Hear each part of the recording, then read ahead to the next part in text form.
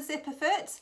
I thought I'd come on here today and tell you about my sewing journey. I thought it would be quite interesting for you to hear how I got into sewing and what my sort of future plans are with it, really. I'll start off just by telling you what I'm wearing today. I seem to get questions quite a lot about what I'm wearing when I do my videos over on Instagram. So this is the I Am Patterns I Am Lion, and it has these really beautiful gathered sleeves here. I was really pleased with this one. I like it. In the background here, this one is I Am Zebra, again from I Am Patterns, and they come as a duo and are available on their website. I will link it in at the bottom after the video. So going back to me and when I started sewing in March 2018. I was pretty bored at home, not doing an awful lot, you know, just getting Jensen into bed, living the routine, you know, bath, bottle, bed, and then it's sort of as they get older, you know, you're reading and then bedtime. And then it was empty time and there was not a lot going on. So I started to sew. I've always been hugely crafty. I love craft. I've done calligraphy, I've done cross stitch, I've knitted, all sorts of things, painting, drawing. I love all of it. There's not really a craft that I don't enjoy. My mum is a really good seamstress and she suggested to me that I started to sew. So I did. I got myself a sort of cheapy small sewing machine and got a few Debbie Shaw tutorials up and made a few tote bags and little purses and things like that. Very quickly I kind of got the bug for it, I guess, and so I went to my local shop and bought some fabric, a Tilly and the Buttons dress pattern. It was the Bettine, and I'll put a little photo of it actually up in the screen if I can figure out how to do that and you can see. And it was my first ever experience of dressmaking and I just fell in love. I loved it. It was amazing. So that's where it began. From there, when I realised that I could do that, and I did have some help from my mum with it, but I sort of quickly realised that I was going to be able to do this. Maybe, I don't know, a natural ability or a keenness to learn. I don't know, but I could feel it was there, you know. So I just started sewing all the beginners patterns that exist. I worked long and hard. Jensen used to go to bed at 7:30. I'd sit down, I'd watch YouTube tutorials, I'd watch like Tilly and the Buttons tutorials, and I would just do everything in my power to learn and try out different beginners dressmaking patterns. And if you scroll back through my Instagram, which is at the Zipperfoot, you can see, you know, I tested out a lot of beginners patterns, and quite quickly I guess I got a competence, you know, I became okay at it, and it was unfinished and untidy in places, but I could do it. So it was then about honing those skills and working hard to tidy up my work. That probably brings us up to kind of last summer, where I really decided that I was going to try and neaten up my work, take things a little bit more slowly, which I didn't, and just work harder on the finish, on the inside of the garment as well as the outside. I think when you very first start sewing and you realise you can do it, there's this huge excitement within you to sew everything, sew all the things, buy all the fabric, you know, have everything. And that certainly didn't slow down for me, probably until December this year, when I realised actually, you know, where was I going with all of this? I'd sewn a whole bunch of things, my wardrobe's stacked full of me-made clothes, and I just kind of thought, you know, where are you going with all of this? Where do you go next? Do you carry on making dresses and skirts? And the answer's no. You know, it was about stepping up to the next level, trying something new, not being afraid to put yourself out there and you know, try and sew a pair of jeans, try and sew some swimwear, try and do something different, tidy up those, you know, insides, get everything polished, try and finish the seams with binding, you know, try some French seams and, you know, everything, just about learning the craft as a whole and not just pumping out item after item after item, which I really did do last year in my first year. And, you know, I'll never apologise for that. I absolutely loved it, and I think it's part of a beginner's journey. I think when you figure out you can do something, you're so incredibly excited, you know, and you go at it hammer and tongs. So that's kind of the sewing side. Of course, you know, as you're going along and doing this, or certainly for me, I decided to set up an Instagram account when I very first started sewing. And I did that because I didn't want it to all be spammed onto my private account, and for people that follow my private account to watch my sort of sewing journey, so to speak. So I set up the Zipperfoot, which very first of all was called So New to This. And, you know, I just wanted a diary really of what I was going to achieve. I can't tell you to this day really why I started that, but something within me told me to do it, and so I did. Relatively new to Instagram, I had a private account, only had 100 or so followers, didn't really use it massively, and I still don't, but that was my sort of knowledge of Instagram.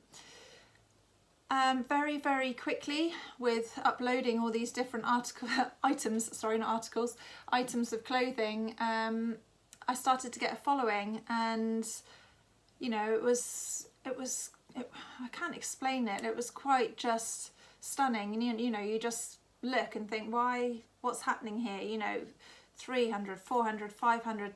I remember saying, you know, to my partner at the time, I was like, this is crazy, you know, I don't even know these people, and they're all sort of following me on Instagram. It's nuts. And then, you know, and it kept growing and kept growing. And with that, opportunities started to arise. You know, I've been so blessed to have some really nice opportunities with, you know, the avid seamstress, blogger opportunities with various fabric companies. And when you start out on this sewing journey, or, you know, you never imagine that those kind of things are going to happen. And of course they do. And these opportunities are out there that a year ago you didn't even know existed. And so with that, I believe comes a hunger or a desire to see where it can go, what you can achieve, and what's out there. There are obviously some pitfalls to this, and I did write a little blog about all of this the other day, which I will link in below, just in case you fancy reading it. But it's interesting, you know, because you put yourself out there, and inevitably, you know, you're judged, you're liked or you're not liked, and that's fine. I get a lot of questions on Instagram about, and not necessarily from the sewing community, but about how I've built my following. You know, how have you built your following to be what it is today? You know, why? And I don't have the answer to that either. All I can tell you is I've always, I guess, remained true to me. You know, I'm never going to try and get photos with amazing backdrops. I'm never going to have an incredible sewing room or sewing space. You know, for me, it's about being real. It's about showing people what you can achieve with a limited means. You know, if you sew on your floor with your sewing machine, don't be ashamed of that. Be proud of that. You know, you're achieving something great and you're out there and you're doing it. I overlock everything under my bloody stairs. You know, I hit my head on the roof of the stairs every time I go to overlock an item, but I'm doing it, you know, and I'm putting myself out there, and I'm achieving something, you know. I'm making clothes, and they're not too bad. So I think for me, you know, as my sewing journey has progressed into this kind of Instagram community, it has been very much about keeping it real, so to speak, or being real, and not trying to fake, you know, what you're capable of, what your surroundings are, what your means are. you know, work with what you've got and be bloody proud of it. You know, I don't have a huge salary. I don't have a husband or a partner. I'm on my own. I have a little boy. He is always going to be my greatest creation, and everything I do is for him. So he's my drive and my passion. And, you know, I just think, always keep that at the front of your mind. Don't get lost on this social media crazy game, which I think it can be at times. You know, just try and enjoy the ride, stay true to who you are, and, you know, try and achieve whatever it is you're trying to achieve. For me, this very much started out as a hobby, you know, something to relieve the boredom of single parenting when the little one's in bed, something to keep my brain ticking. Craft's very good for your brain. And, you know, that's really what it started out as. I'm not going to lie, you know, now I would like to achieve something. I don't know what really, but you know, when these opportunities start arising and you get offered to do various little bits and bobs, it does give you a hunger. You know, you kind of think, oh, I wonder if I keep pushing and keep trying really hard, you know, what's out there, you know, what door might open. And I think that's what you need to go with. I think you always need to have that in your mind, you know, what could I achieve? You might achieve nothing, but you know, you put yourself out there, you tried, and for me, that's the main thing. You know, you've got to be a trier. I think our family, I don't know about yours, but our family's always had a motto, and it's always been, you know, you get out what you put in. If you put in a lot of work, a lot of effort, and a lot of time, you'll get that back out. You know, you'll reap the rewards in due course. You will. And the other thing that I always think is just be kind. You know, if you haven't got something nice to say, then, you know, don't say it. Just be a kind person. You know, you can always critique or give feedback, and there are ways and means of doing those things without being mean or horrible or nasty. You know, you see it sometimes, you just think, oh gosh, why did you say that? That's really rotten. You know, be a nice person, be kind. And another thing for me, I always think, and this genuinely has taken me hours at times, but I always think if people are willing to send you a message or leave a comment, then, you know, have the common courtesy to respond to that. You know, try your best whilst you can within your means. Certainly with my level of following, I think I have, I don't know, 7.5, something like that, 1,000 followers on Instagram, and you do receive a lot of messages, and they're lovely. They're generally kind, courteous, people asking for advice, and you know, I always respond to that, and I always try to respond to all the comments on my posts as well. Don't often get round to it straight away, but in the end I try and have a day where I catch up with all the comments, and I think that's a kind thing to do. I just wanted to sort of do a little video about this because I do get so many questions about Instagram, and it's almost taken over the hobby. You know, it's almost become bigger than the sewing in a way, about, you know, followings and how do you achieve this and that, and I don't know, I don't have the answers, but for me, be real, be achievable, you know, just don't be ashamed of your means. If they're small, they're small. I am always going to be someone who thinks, wow, if they are achieving that with that space and, you know, that level of finance, or, you know, that level, those means, then I can do that. You know, if someone's got massive means, an absolutely beautiful showroom kind of sewing space, that isn't within my means. I would love it, obviously, and I'm not going to lie about that ever, and those people are very blessed and very fortunate.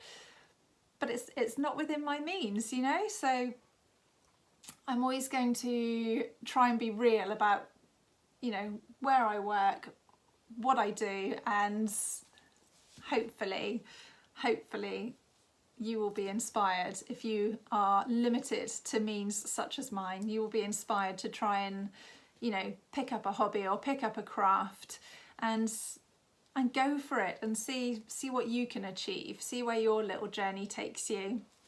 Mine has certainly been a massive whirlwind.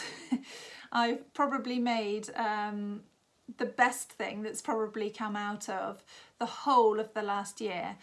And this is genuine. If I had to walk away from sewing today, I would be a happy lady, because I have made a friend that I know I will have for life.